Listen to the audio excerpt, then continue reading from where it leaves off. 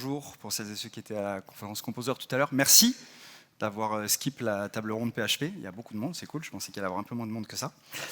Donc effectivement, aujourd'hui, on va parler de dashboard interactif de Symfony UX et de JavaScript sans écrire de JavaScript. En tout cas, c'est le défi. Quelques mots sur moi très rapides. Donc, je m'appelle Félix Emono, je suis lead dev PHP Symfony. J'ai fondé la société Blue et je travaille principalement en collaboration avec Backslash, qui est sponsor du forum.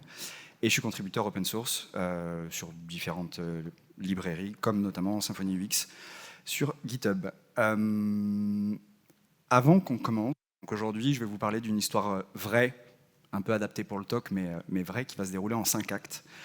Juste pour avoir une idée un petit peu, qui parmi vous utilise ou a déjà utilisé Twig Component? Ok, cool. Oh, trop bien. Et Live Component? Ok. Ah, trop bien. Cool. Super. Donc, notre histoire du jour. Ça commence avec un mail, comme souvent. Mail d'un PO ou d'une PO qui nous dit bah, on a besoin d'un truc, mais vraiment rien de fifou, juste un petit dashboard, c'est pour l'équipe sales, un petit tableau, juste qui va nous lister les ventes du mois. Et bon, bah, évidemment, c'est pour hier, ça on a l'habitude. Bon, on fait ça tranquillement. Full twig, 1 heure, une petite inté, vite fait, tout le monde s'est déployé, ça marche super bien, tout le monde est content, c'est top. Si on peut vous montrer un peu en termes de code ce que ça donne, trop bien, on est sur un contrôleur, tout ce qu'il y a de plus classique, et vue Twig, pareil, tout simple. Une fois déployé, on reçoit un autre mail, pas longtemps après. Ah, trop bien, merci, c'était cool. Juste, il faudrait 5 petites modifs, et on sait que ce juste 5 petites modifs, ça va nous amener sur des trucs bizarres. Donc, ok, on attend, et on reçoit un mail de roadmap où on nous dit, bah voilà, les 5 petits ajouts, c'est ça. Bon, effectivement, rien de fifou, hein. On est sur de la recherche, sur du graphique, etc. On nous demande une estimation, on se dit, bon, sur un truc comme ça, il faut compter avec l'équipe 2 sprints à peu près, du burn-out un peu parmi les devs, parce qu'on est quand même sur une équipe principalement back, mais c'est pas grave, on devrait arriver à s'en sortir, ça va se faire dans la douleur, mais ça va se faire. Avec Symfony UX, on se change de monde et on va passer sur autre chose. Et effectivement, l'idée, c'est de faire ça, mais avec du Live Component. On y va. Évolution numéro 1. Donc là, cette fois-ci, les commerciaux, ils veulent pouvoir faire une recherche, parce que le tableau qui liste avec une pagination toute simple, c'est cool, mais voilà, c'est un peu le début des années 2000, voire 90. Donc est-ce qu'on peut avoir ça, mais interactif? Alors effectivement, on entend interactif sans avoir à recharger la page, on se dit ah, au secours, il va falloir mettre du framework front et machin, on n'a pas, etc. On commence à faire un peu des estimations, donc du coup, il va nous falloir qu'on fasse un endpoint API, donc du coup, ça veut dire mettre en place une API parce qu'il n'y avait pas besoin jusque ça, il va falloir gérer quand on tape en direct le debounce pour pas faire les trucs, il va falloir gérer aussi l'affichage, la gestion des erreurs. Allez, en gros, un bon gros jour de dev. Évidemment, on ne va pas faire comme ça. Nous, on va partir sur du Live Component. Et l'approche Live Component, ça donne un truc comme ça. Donc, on crée notre component et on rajoute 2 propriétés. La propriété page pour garder la pagination et surtout la propriété query avec les attributs LiveProp. C'est ça qui nous intéresse. C'est ça qui va apporter le truc dans le Live Component. Côté Twig, le template de notre composant, on retrouve l'input avec le data model query, qui permet de faire en fait le binding avec la classe PHP.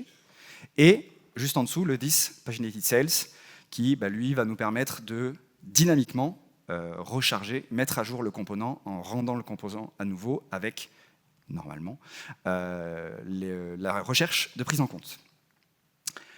Ok, cool. Maintenant, il n'y a plus qu'à voir.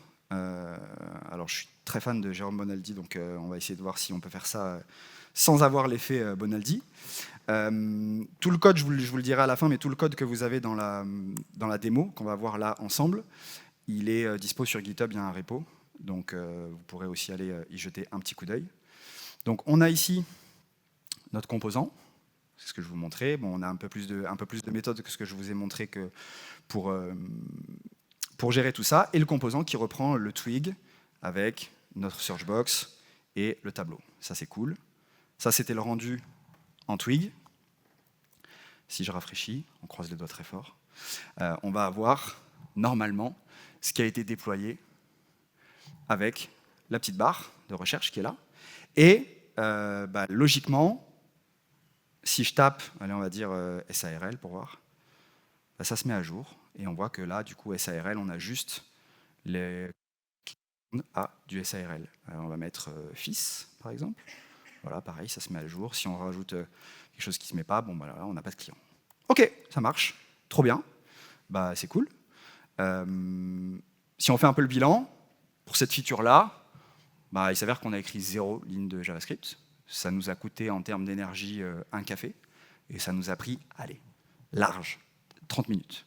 Mais c'est bon, les vols est fait, livré, tout le monde est content. Le truc clé, vous l'avez vu, c'est l'attribut liveProp qui permet de rendre une propriété d'une classe PHP réactive au niveau de la vue et qui permet de la modifier depuis la vue et d'entraîner derrière la mise à jour de notre composant et donc la mise à jour de l'affichage. C'est pas de la magie, c'est du live component. Itération numéro 2. Donc ça, c'était ce qu'on avait tout à l'heure. Là, maintenant, on aimerait bien avoir un graphique. J'aime beaucoup les graphiques sur les dashboards, les ventes au-dessus du tableau, etc. Et le petit truc, parce qu'on est sur un tout petit ajout, donc vraiment pas grand-chose, ça serait bien qu'ils se mettent à jour avec la recherche. C'est rigolo. Nouvelle estimation, donc il faut gérer le graphique. Il faut écouter les changements du filtre qu'on a mis dans l'itération numéro 1. Il faut mettre à jour les données. Et il faut gérer, du coup, la mise à jour du graphique avec la demande du PO selon la recherche, etc., etc. Donc là, on repart encore pour un jour de plus, des galères à n'en plus finir parce qu'il faut gérer du front, machin, du JS encore. Vous avez compris la chanson, on ne va pas faire comme ça. On va faire une approche live component sur ça. L'approche live component, qu'est-ce que ça veut dire pour cette itération? Ça veut dire qu'on a un autre composant, qui lui va être le graphe, qui va prendre une propriété query, et avec le mot-clé update from parent. Le graph getChart, ça c'est pour générer notre graphique, mais ce qui nous intéresse nous ici, c'est la propriété update from parent. Parce que le côté Twig, c'est bête et méchant, c'est le package chart.js, donc qui va rendre le graphique qu'on va générer avec le thischart, donc toujours pour avoir ce côté dynamique, on met à jour le graphique selon l'update qui en est fait. Thischart, du coup. L'update from parent, c'est parce qu'en fait, on va utiliser dans ce cas de figure un composant qui, à l'intérieur de lui, a un autre composant. Donc le principe de nested component. Eh ben, on y va, on va voir à quoi ça ressemble en termes de code. Alors, la deuxième itération. Donc si là on cache, on a cette fois-ci le chart qui est là, où on retrouve le query. Ça, c'était ce que je vous avais montré dans la vue. Et le chart qui a juste deux, trois petits affichages et le render chart. C'est bien mignon, mais au niveau du code, ça donne quoi? Bon, il faut un peu de temps. Là, on a un graphique. Alors, pardon, c'est l'affichage n'est pas cool, mais on a bien le graphique et on garde notre tableau de recherche. Et si, même chose, allez, on va refaire les mêmes tests. On tape SARL. On a bien le graphique qui se met à jour. Là, cette fois-ci, notre graphique qui prend en compte que 6 ventes. Et si je descends dans mon tableau, ouais, ok, 1, 2, 3, 4, 5, 6. Ok, ça marche. Trop bien. Fils, again. 5 ventes, ok. On a le graphique, on a le tableau qui se met à jour. Bon, trop bien. Tout le monde est content. Et ça marche. Petit bilan, itération numéro 2. Nombre de lignes de JavaScript écrites, vous avez vu, on est resté sur du PHP, donc ça reste à 0. Alors, je triche un peu sur celle-là, j'avoue. On a utilisé Chart.js, mais on n'a pas écrit de code JS lié à Chart. On a juste intégré le package Symfony UX et créé le graphe côté PHP pour après l'afficher au niveau du Twig. On a pris un deuxième café parce qu'il faut du courage pour faire face à tout ça. Et ça nous a recoûté 30 minutes à peu près, le temps d'affiner tout ça. Donc là, on a vu le principe de composant enfant, composant parent.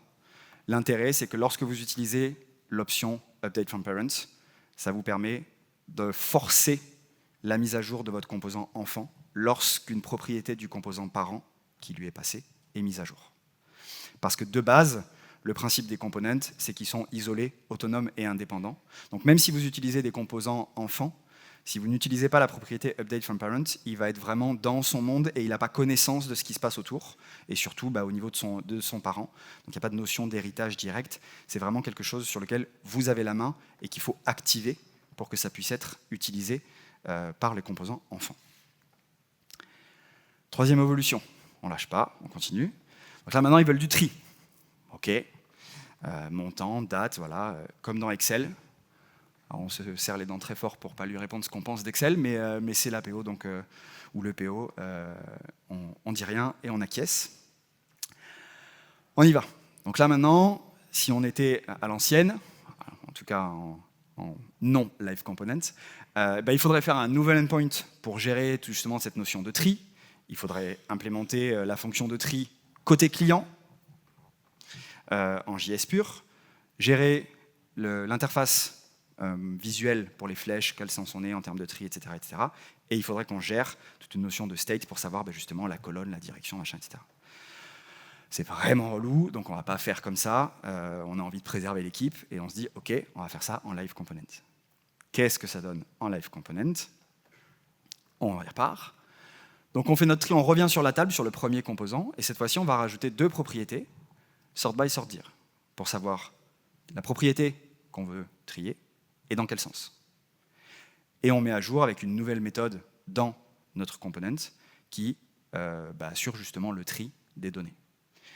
On a vu, alors je vous ai mis sur Live Action, bon, je me rends compte que je l'ai un peu caché, c'est dommage, mais on a une propriété, je ne dois pas revenir en arrière, voilà, propriété Live Arg qui est passée dans le component. Et ça, c'est pour permettre d'utiliser côté Twig l'action, la live action, mais en lui passant des informations. Donc vous avez les trois attributs. Data action, ça c'est pour déclencher au clic. On veut qu'il se passe quelque chose et que donc on déclenche une action. Et l'action, paramètre sort, column param, amount. Donc en premier, le data live action param, c'est le nom de votre méthode dans le component que l'action va appeler. Et cette méthode, si jamais, c'est pas obligatoire, mais si jamais elle a des paramètres, vous pouvez le ou les déclarer de cette manière-là, et les valeurs seront passées après dans votre component depuis le front. Donc ça, c'était juste un exemple vraiment scopé sur le montant. On va voir un peu en termes de code ce que ça représente. Alors, hop, vous commencez à comprendre la chanson de toute façon. Qu'on est sur les filtres. Alors, le chart, c'est pas lui qu'on veut. On veut le table, donc qui maintenant garde toujours le query, la page, ça n'a pas changé, ça ne bouge pas. Et on a rajouté sort by, sort dir, qui sont juste là. Et après nos méthodes pour récupérer tout un tas de trucs, le total, etc., etc. Et au niveau de notre tableau, alors on a un Twig qui est un peu plus verbeux parce qu'on passe toutes les informations à la main, mais pour chaque en-tête de colonne, on a nos actions, le paramètre et le nom de la méthode à appeler dans le component. Si on rafraîchit et qu'on descend, on a maintenant nos petites flèches qui nous indiquent le sens. De base, on a gardé l'approche par défaut qui trie par ID, donc c'est pour ça que sur ID, on retrouve la flèche. Mais si on se dit, vas-y, on veut cliquer sur le montant pour avoir le tri, ça se met à jour. On a bien un tri par montant. On peut le faire aussi par statut. Voilà, après, on fait la recette. Hein. On trie par client, on trie par date, dans un sens, dans l'autre. Bon, voilà, top. Ça marche, tout le monde est content, super. On n'a toujours pas écrit de JavaScript. Ça commence à être relou si on était un dev JavaScript. On a bu un demi-café, parce que le docteur a dit qu'il fallait y aller mollo sur le café, donc on est juste passé à un demi pour rester à 2,5. Étant dev, j'ai mis 35 minutes, mais c'est vraiment juste le temps de dupliquer les TH et d'ajuster un petit peu les méthodes, mais en termes de dev pur et dur, on n'est pas sur des trucs infaisables. Et ça, c'est le schéma de ce que je vous présentais tout à l'heure au niveau du Twig. On a d'abord quel événement va déclencher l'action. Donc nous, là, en l'occurrence, c'est le clic qu'on a mis sur un en-tête de tableau. Ça appelle une live action, potentiellement qui a un ou plusieurs param ou pas du tout. L'état de notre component est modifié. Et donc derrière, ça engendre un nouveau rendu et une mise à jour du composant avec l'affichage correspondant. Quatrième évolution. Alors maintenant, on a eu le tri. Le truc logique qui suit souvent, c'est le filtre. Donc là, par statut, Et on aimerait bien pouvoir faire des filtres par période. Parce que le tri par date, c'est bien, mais nous, on voudrait pouvoir grouper un peu par période. Et en plus, ils veulent des drop-downs stylés. OK. On va voir ce qu'on peut faire. Je vous rappelle qu'on n'est pas des dev front. Donc, alors, on réfléchit. Donc là, par rapport tout à l'heure au tri, là, c'est du filtre, donc c'est autre chose. Il faut qu'on gère les selects, il faut qu'on fasse encore une fois la synchronisation des états, et potentiellement, il faudrait aussi, ça serait pas mal, qu'on puisse gérer les URL, c'est-à-dire que un commercial qui va faire un tableau avec des filtres et des statuts, etc., qui puisse juste donner une URL à son collègue et que le collègue récupère ça et ait exactement le même affichage sans avoir à lui ressaisir les paramètres de filtre et de tri, etc. etc. On commence à être fatigué, hein, la journée est longue, voire la semaine, donc on va faire ça en live component. On va s'épargner toute cette souffrance. On est toujours sur notre composant table. On a rajouté 2 propriétés cette fois-ci, le statut et la période. Et au niveau de notre repo, bon, j'ai fait ça de manière un peu sauvage, mais on passe tous les paramètres au repo et on fait notre petite requête pour faire ça à notre sauce et récupérer les ventes qui correspondent au filtre et au tri et au statut, etc., etc. Vous l'avez peut-être vu, on a cette option-là, URL true. On l'avait au début, pour les plus attentifs, sur la propriété page également. Le fait d'activer cette option, vous allez le voir juste après, ça permet en fait de mettre à jour, comme son nom l'indique, d'ailleurs c'est fou, l'URL en rajoutant en paramètre get, la propriété. Donc là, en l'occurrence, si tout se passe bien, on va se retrouver, quand on va faire des modifications de statut ou de période, on va avoir l'URL qui va se mettre à jour et qui permettra de le partager de manière SEO friendly. Allez, évolution 4, c'est parti. Allons voir un peu au niveau du code comment ça se passe. Donc, on revient sur notre table. On a bien le statut, la période. Et au niveau du twig, tout ça, ça ne bouge pas. On a ici les statuts qui sont mis. Ça, vous allez peut-être plus le voir comme ça sera plus intéressant. On a maintenant notre petit encart, avec toujours la recherche, mais on a les 2 filtres, les statuts et la période. Et vous voyez l'URL en haut, on a déjà pour la pagination, c'est ce que je vous disais tout à l'heure. Alors on va l'enlever, sinon vous allez dire que je triche. Donc on est bien sur l'URL de base, et on va dire qu'on veut juste les statuts payés. OK, on a bien que les statuts payés qui sont affichés. On a notre graphe qui continue de se mettre à jour. Donc sur les 75 au total, on a 29 qui sont payés. Et si vous voyez l'URL, ouais, normalement oui, on a les paramètres get qui sont passés. Donc status égale paid, period égale all, et on est sur la première page. Si on se dit, en fait non, moi je voudrais juste savoir les ventes des 7 derniers jours, donc là ça se met à jour, on n'en a plus que 10, et on a bien le paramètre en get, period égale week, qui s'est mis à jour. Donc c'est OK, super, tout fonctionne. Et si on réinitialise, ça revient, on reprend tous les statuts de base, et ça me semble plutôt pas mal en termes de fonctionnel. J'ai fini la troisième moitié du café. Par contre, j'ai toujours pas écrit de JavaScript. On est resté sur du PHP et du Twig, donc du PHP. Et ça nous a repris 30 minutes. J'ai fait des estimations à la louche. On est à 4 sur 5. On est pas mal. Le concept, donc ça c'était ce que je vous disais, URL égale true. De base, on a juste le sales. Et après, on reste SEO friendly en mettant tous les paramètres de nos propriétés passés en paramètre get. Dernière évolution, et on nous promet que c'est le dernier truc cette fois-ci, il faudrait que ça se rafraîchisse tout seul, toutes les 30 secondes. Comme ça, quand il y a des nouvelles ventes qui sont faites, on peut le savoir tout de suite. Sur le papier, c'est cool. Par contre, ça, en JS, en Mama, c'est une galère. Il faut gérer le set intervalle. Il faut gérer le polling avec notre API. Il faut faire une optimisation pour éviter qu'on se fasse spammer de refresh, etc., etc. Et surtout, il faut pouvoir gérer les conflits si on a une autre action qui est faite en même temps. Puisqu'on est tout en JS, si on a un filtre qui est envoyé et qu'en même temps on déclenche le poll, ça peut être le bazar. Et en plus de ça, il faut gérer que ça ne se fasse pas en même temps. C'est le petit bonus qui est en bas, la gestion de la concurrence. Celui-là, il est vraiment relou. Celui-là, s'il faut le gérer en JS, au secours, on y est pour un bon moment. Mais nous, on ne va pas faire ça, on va continuer dans la joie de vivre, on va garder le soleil et les oiseaux, on est à Disney après tout, et on va faire ça en live component. Et pour faire ça, vous n'avez même pas besoin de toucher aujourd'hui à votre objet PHP. Au début, ça se gérait depuis le component côté PHP, maintenant c'est au niveau du twig, donc au niveau de votre template component twig. Vous rajoutez sur la div root, racine de votre template, l'attribut data poll. Et là-dedans, vous déclenchez la durée sur laquelle vous voulez que ça se mette à jour. Donc, on nous a demandé 30 secondes, j'ai mis 10 secondes parce que pour la démo, sinon 30 secondes, on allait se regarder, ça allait être gênant, donc j'ai mis 10 secondes. Et on a ensuite le pipe $render, ça c'est pour forcer le composant à être re-rendu. De sorte à ce que, si on a un refresh, mais qu'il n'y a pas de modif, on a quand même un refresh. Et si on a un refresh avec une modif, logiquement, si tout se passe bien, on devrait avoir une mise à jour du template et donc un nouvel affichage. Voilà, le data poll. J'avais oublié de vous mettre le petit trait.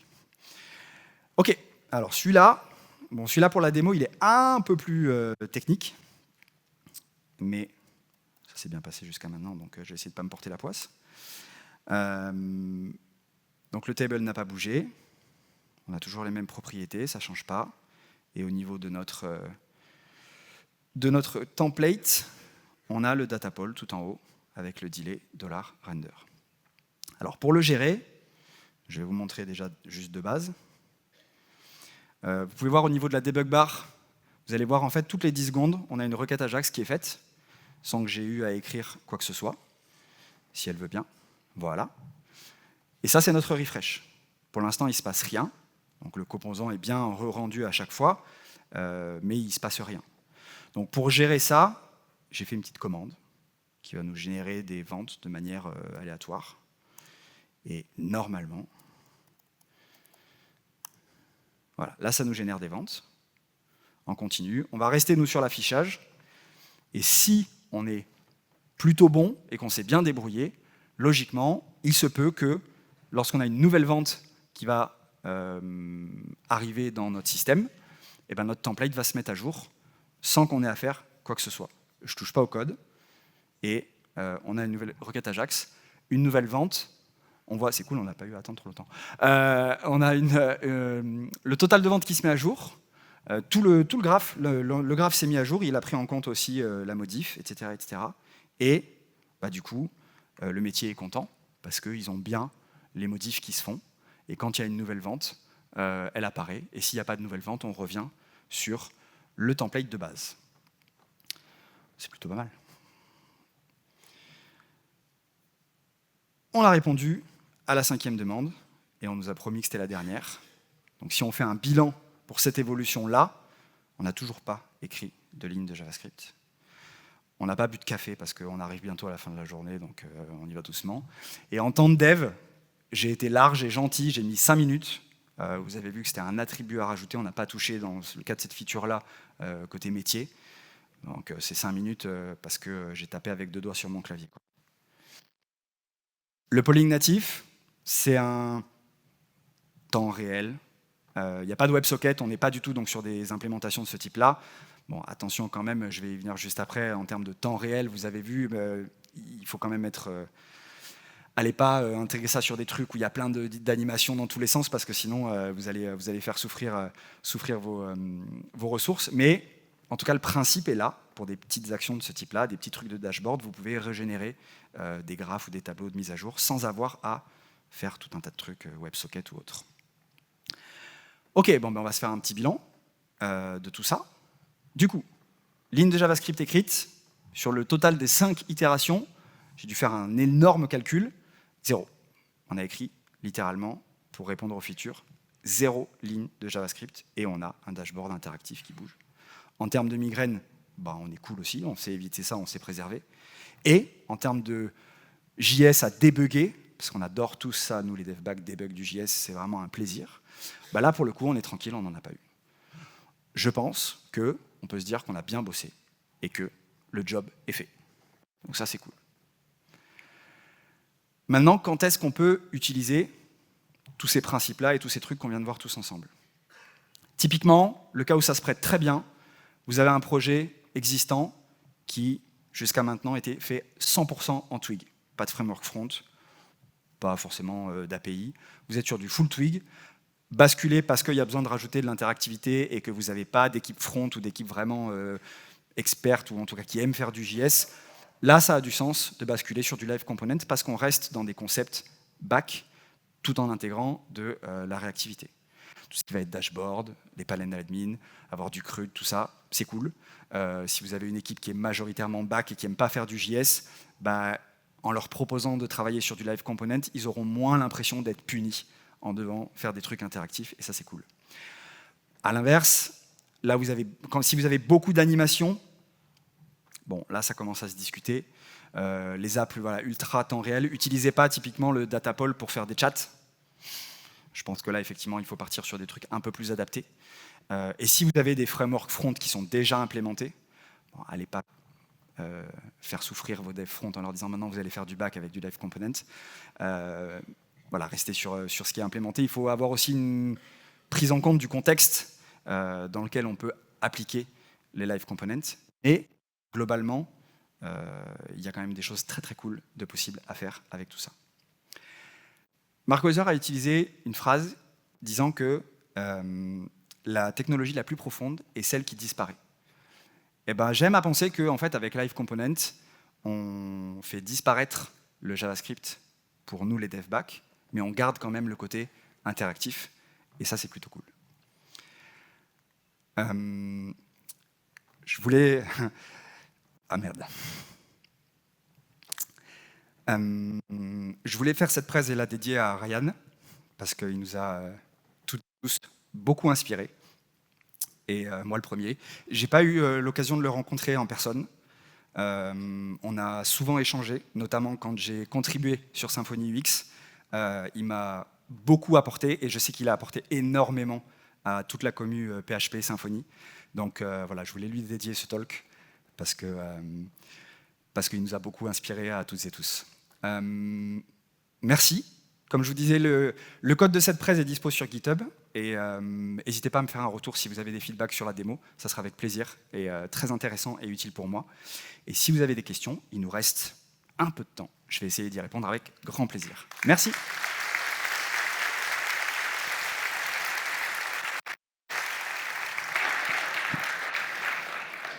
Merci Félix pour ta conférence. On va passer du coup pour passer le micro. Bonjour, merci Salut. pour ton talk. Merci. C'était super. J'ai une question par rapport comment on peut débugger tout ça si jamais ça se passe mal, parce que là on parle du fait que ça se passe très bien. Ouais. Quand ça se passe mal, je regarde dans le console, dans le profiler, je regarde où. En fait, tu gardes le... Comme il n'y a pas de JS à proprement parler, c'est vrai que j'ai pas fait le cas où ça se passe mal. Ça aurait pu être très cool à faire, c'est vrai, merci. Et comme on reste sur du back, bah, toute la partie web profiler de Symfony, tu peux t'en servir pour débugger. Parce que le JS sur les live components va principalement fonctionner avec de la requête Ajax. On l'a vu sur le Datapol, mais sur les principes de mise à jour, etc., c'est la même chose. Donc tu vas avoir en fait des nouvelles requêtes selon ce que tu veux faire avec tes live components. Les live components peuvent parfois être considérés comme des pseudo-contrôleurs. Donc tu peux tout à fait utiliser ton web profiler de Symfony pour débugger les cas où ça ne se passe pas bien, si tu as des paramètres qui ressortent chelous, tu veux débugger les requêtes qui sont faites selon les requêtes, les paramètres qui te sont envoyés, etc. Tu peux utiliser ton web profiler Symfony.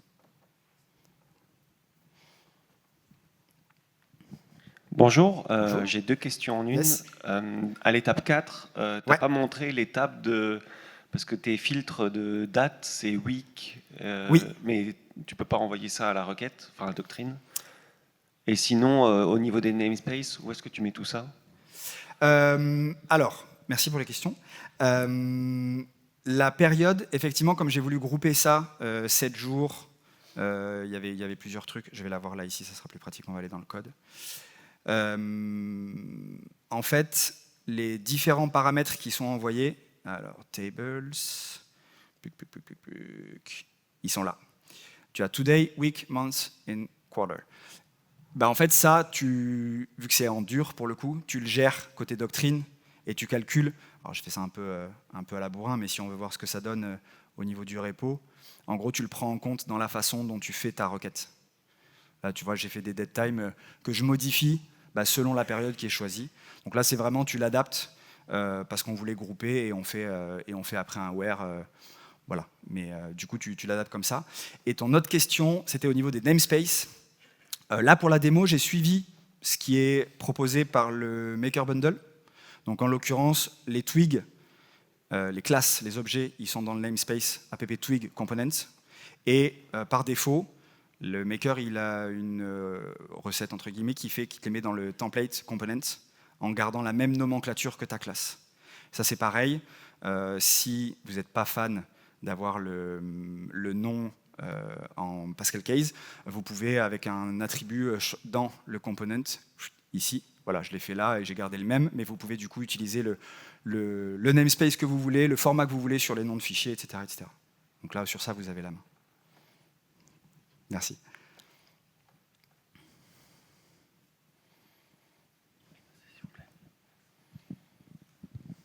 Merci pour la conf. Merci. Sur des sujets un peu plus complexes, comme des maps, sur la mise à jour de points, etc., est-ce que c'est possible et utilisable? Techniquement, j'ai envie de dire que oui. Je ne l'ai jamais fait, donc c'est à prendre avec des pincettes, mais techniquement oui, notamment parce que tu as le composant UX Map, et en plus il y a eu un travail qui a été fait sur ça il y a pas très longtemps, pour permettre d'utiliser le composant map dans un live component, et donc de pouvoir après gérer tout ce côté interactif. Donc techniquement oui, à tester pour être sûr, parce que voilà, je n'ai pas eu l'occasion de m'en servir sur ce cas d'usage-là, mais en tout cas, je ne vois pas d'éléments bloquants à l'utilisation de ça. Ouais.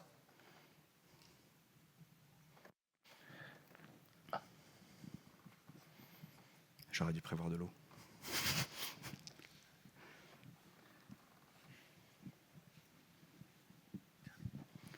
Bonjour, merci beaucoup Bonjour. pour la conf.